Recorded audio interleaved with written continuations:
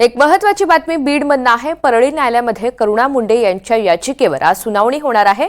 धनंजय मुंडे यांनी निवडणूक शपथपत्रामध्ये करुणा शर्मा मुंडे यांच्या नावावरील संपत्तीचा उल्लेख केलेला नाही म्हणून ही याचिका दाखल करण्यात आली आहे। या याचिकेवर आज दुपारी 3 वाजता सुनावणी होणार आहे।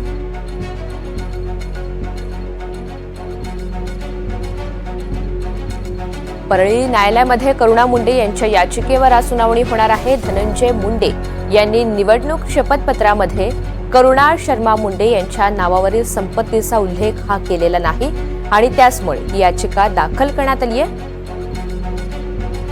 स्वानंद पाटील आपल्या सोबत आहेत या सगळ्या संदर्भात अधिकची माहिती देण्यासाठी। स्वानंद, याचिकेतनं नेमका काय दावा करण्यात आलेला आहे? करुणा मुंडे यांचा आक्षेप काय?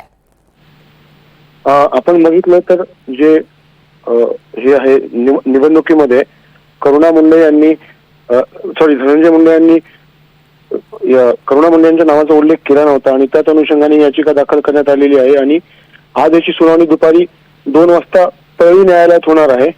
आणि आता यामध्ये नेमकं काय युक्तिवाद केला जातो हे आपण बघितलं पाहिजे, कारण याआधी पण ही याबाबत सुनावणी झाली होती आणि मात्र त्यावेळेस ती जी नोटीस आहे ती समोर न पोहोचल्यामुळे ती सुनावणी पुढे ढकलण्यात आली होती आणि हीच सुनावणी आज होणार आहे आणि नेमकं आज काय सुनावणी होती याकडे लक्ष लागलेलं आहे ऋतुजा। निश्चित, त्यामुळे गेल्या वेळची सुनावणी होऊ शकलेली नव्हती, त्यामुळे आजची सुनावणी ही अत्यंत महत्त्वाची आहे। आजच्या या सुनावणीमध्ये काही निकाल येतो का, काही निर्णय येतो का हे पाहणं महत्त्वाचं असेल।